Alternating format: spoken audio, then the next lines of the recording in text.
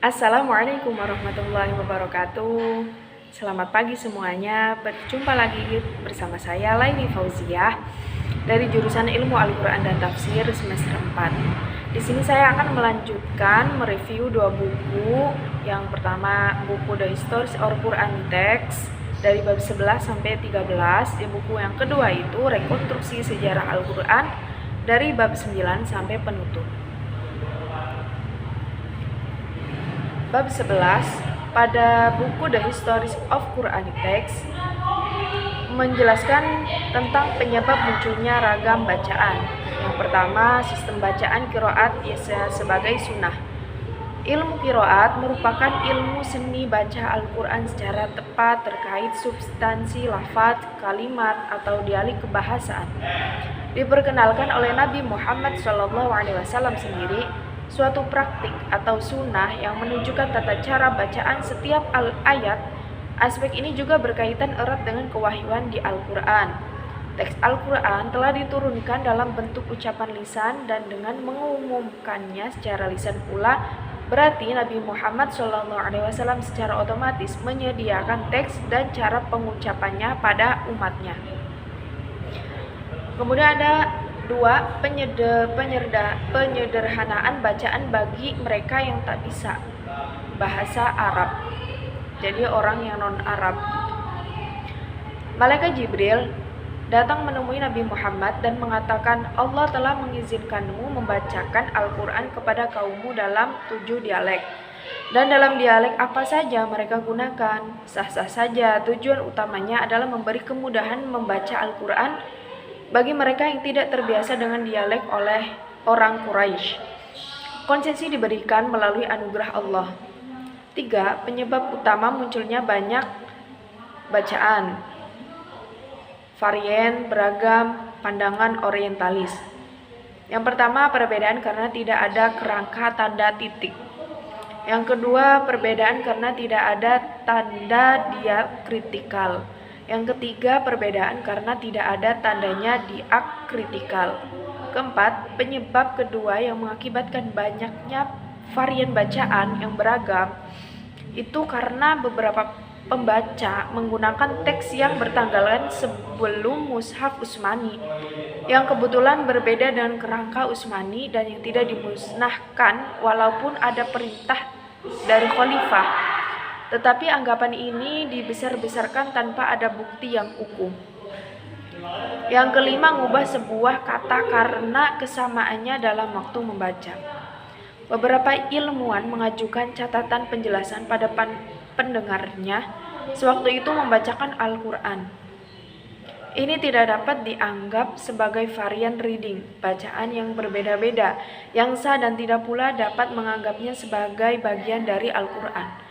Beberapa kalangan orientalis menyatakan bahwa ilmuwan ini bermaksud mengembangkan teks Al-Quran. Anggapan seperti ini adalah sebagai hinaan terhadap Tuhan, menyindir secara tak langsung bahwa sahabat mereka lebih pandai dari Allah yang Maha Tahu dan Maha Bijaksana. Kemudian pada bab 12 itu menjelaskan dengan metode pendidikan Islam. 1. Kehausan sumber informasi. Sebelum Islam muncul, tak ada sumber yang mencatat akan adanya buku bahasa Arab di semenanjung Arabia. Sebenarnya Al-Quran merupakan buku pertama berbahasa Arab di mana Iqra berarti bacalah merupakan pembuka kata yang diwahyukan. Dengan ungkapan itu menandai bahwa pencarian ilmu telah menjadi satu kemestian. Menghafal sekurang-kurangnya beberapa surat terlepas apakah ia orang Arab atau bukan guna melaksanakan sholat sehari semalam. Sejarah juga mencatat saat Rasulullah sampai di Madinah,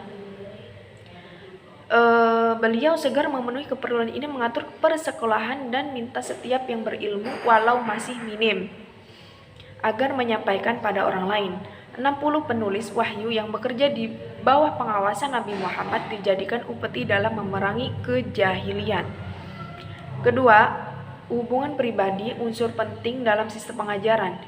pemeliharaan kitab Al-Quran dan Sunnah menjadi tanggung jawab para sahabat, di mana komunitas muslim mampu membuat satu konstruksi keilmuan yang begitu jelimet dalam mengurangi ketidakpastian yang menjadi sifat dari sistem pengalihan ilmu pengetahuan.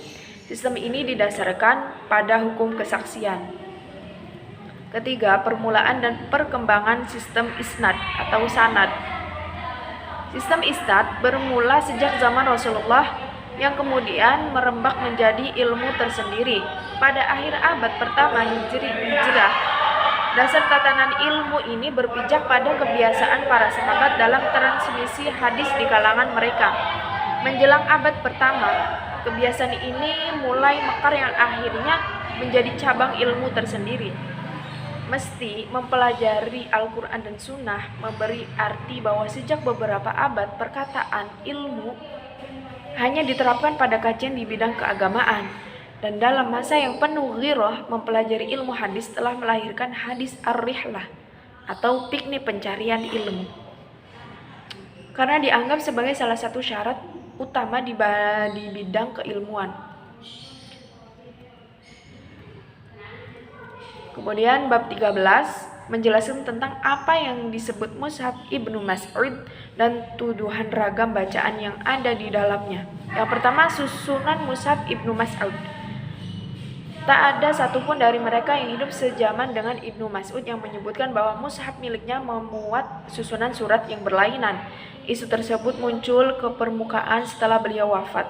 An-Nadim mengutip dari Al-Adl bin Shadlian.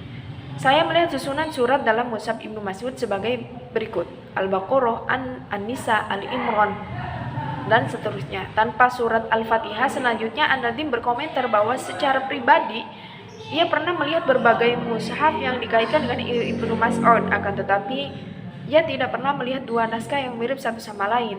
Ditambah lagi ia juga menemukan satu naskah di abad kedua Hijriah yang merupakan surat Al-Fatihah. Akan tetapi karena Syadyan memiliki wewenang keilmuan yang cukup terpandang dalam bidang ini, maka Nadim memutuskan lebih baik mengutip daripada mengutamakan observasi sendiri. Yang kedua, teks yang berbeda dengan mushaf kita. Perlu kepastian tentang Mushaf Ibnu Mas'ud. Ketika meneliti berbagai ragam bacaan, Abu Hayyan An-Nahawi mengemukakan bacaan riwayat dikaitkan dengan Ibnu Mas'ud mengambil sumber dari kelompok Syiah. Sementara para ilmuwan Sunni di sisi lain menyatakan bahwa bacaan Ibnu Mas'ud senada dengan bacaan seluruh umat Islam. Oleh karena itu, pengaruh dari sumber itu dapat mengubah keyakinan dan pengetahuan kita.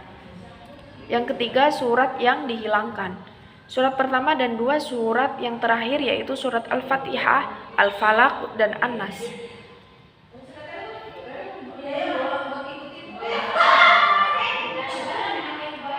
Kemudian buku yang kedua tentang rekonstruksi sejarah Al-Quran. Yang pertama yaitu asal-usul keragaman bacaan Al-Quran. Satu sebab yang melatar belakangi munculnya keragaman bacaan Al-Quran adalah ketidaksempurnaan aksara Arab, yakni Sprietio defectiva yang tidak memiliki tanda-tanda vokal dan titik-titik diakritis pembeda konsonan berlambang sama yang digunakan ketika itu untuk menyalin teks Al-Quran. Menurut sudut pandangan tradisional, keragaman bacaan Al-Quran, terutama dalam kategori mutawatir dan masyhur, bersumber dari Nabi sendiri. Gagasan ini dibijakkan pada sejumlah hadis yang menegaskan bahwa Al-Quran diwahyukan dalam 7 ahruf.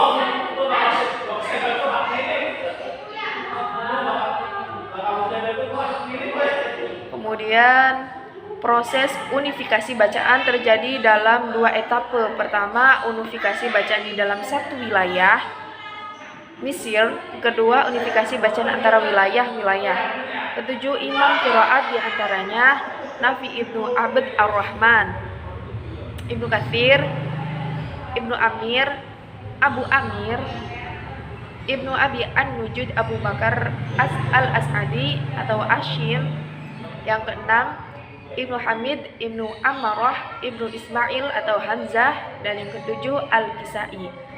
Sekian resum pertemuan pada hari ini. Semoga bermanfaat bagi saya sendiri dan buat kalian yang menonton. Kurang lebihnya mohon maaf. Assalamualaikum warahmatullahi wabarakatuh.